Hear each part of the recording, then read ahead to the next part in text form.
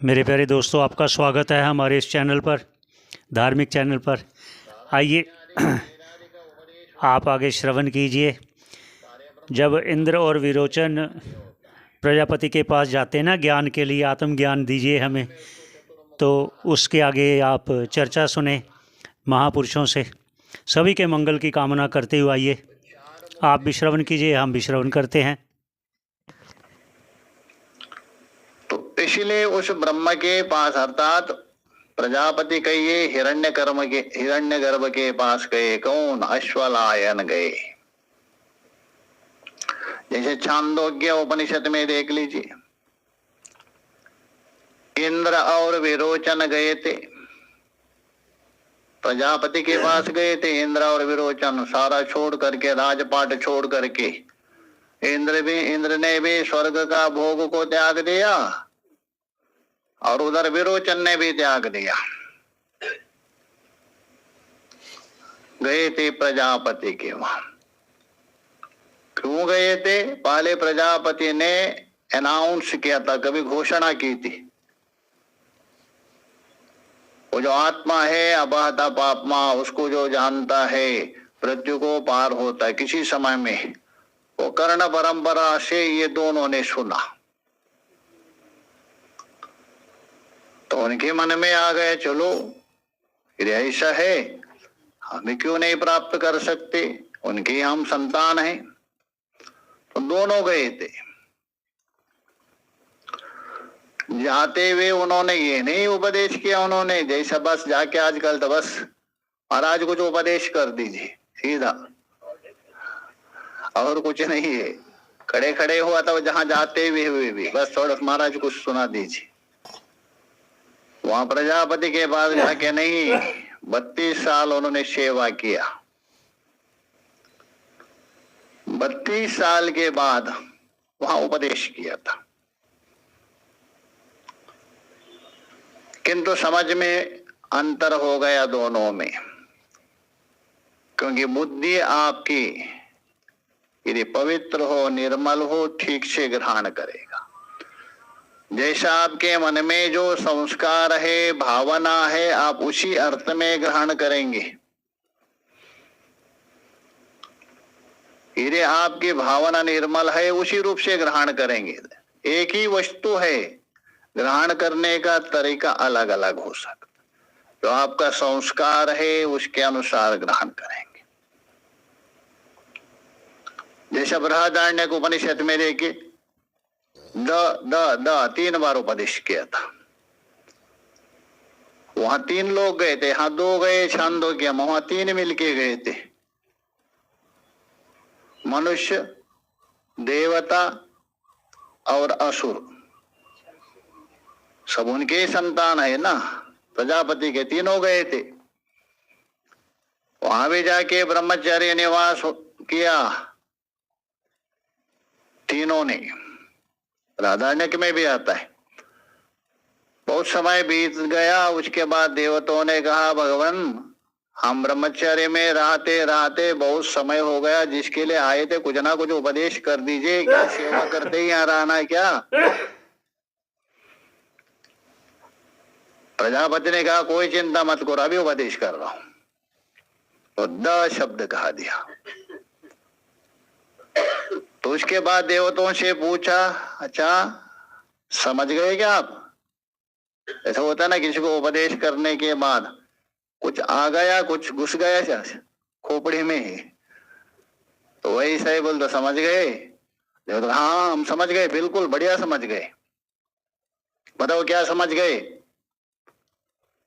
उन्होंने कहा, दाम्यताम, दमन करो। प्रजापति ने कहा, ठीक समझ गए आप। क्योंकि देवता भोगी होते हैं, भोग योनि है देवता, भोगने के लिए वहां प्राप्त हुआ, तो इसलिए तुम इंद्रियों का दमन करो। उतने में वहां मनुष्य भी खड़े हो गए। तो उन्होंने कहा, भगवान प्रजापति आपने तो देवताओं को उपदेश किया, हम लोगों को क्यों नहीं कर रहे हैं? मनुष्य जल्दी जाते हैं ना बीच में। उन्होंने कोई घबराओ मत, आपको भी उपदेश करेंगे। उनको भी कहा, द शब्द कहा दिया। तो उसके बाद मनुष्य से पूछा, कुछ समझ गए? ऐसे तो आप बुद्धिमान ही होते हैं मनुष्य, सबसे ज्यादा चतुर मनुष्य ही माना जाता है। तो उन्होंने कहा, हाँ समझ गए, बिल्कुल समझ गए। अच्छा यदि समझ गए तो बताओ है क्या? तो दान करो। दा मतलब दान करो। प्रजापति ने कहा, बिल्कुल समझ गए, आप जैसे स्वभाव है वैसे आप समझ गए। क्योंकि मनुष्य होते हैं कंजूस, कृपण माना जाता है, ऐसा माना जाता है। इसलिए भगवान कृष्ण ने एक बार बता दिया था। पांडव लोग बैठे थे, भगवान कृष्ण भी पहुंच गए, विचार हो रहा था। तो उन्होंने अचानक बता दिया, विद्यायाम धन्वी नाम कोटि तदर्दम हरि मंदिरे तदर्दम जाह्नवी तीरे तदर्दम दक्षिणा करे। विद्यायाम बोल तो ब्रह्म विद्या, सभी विद्या नहीं लेना, पराविद्या, उसमें आप जाएंगे। करोड़ों योद्धा प्रतिबंधक करते हैं। मुंबई में कितने लोग करोड़ है, सत्संग में प्रेमपुरी में आते कितने? क्योंकि प्रतिबंधक है, आने नहीं देता है। व्यवधान करते, विद्या में करोड़ों योद्धा प्रतिबंधक डालते। तदर्दम हरि मंदिरे, उसके आधे अर्थात 50 लाख भगवान के मंदिर में। आप मंदिर में जाने के लिए तैयार हो गया, कोई ना कोई आगे बस व्यवधान की। तदर्दम जाह्नवी तीरे, 25 लाख गंगा किनारे। तदर्दम दक्षिणा करे, आपके दाहिने हाथ में 12.5 लाख योद्धा बैठे। अर्थात देते समय हाथ पीछे खींचता है वो, आगे मत। लेते समय मनुष्य का हाथ दुगुना हो जाता है।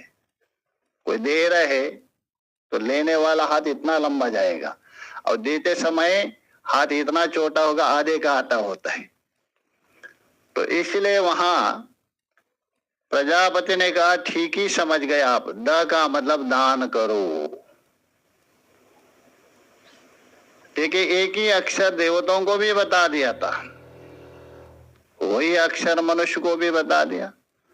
उतने में असुर भी देखते रहे, अरे इनको तो उपदेश किया दोनों को। उन्होंने कहा, हमें भी उपदेश कीजिए।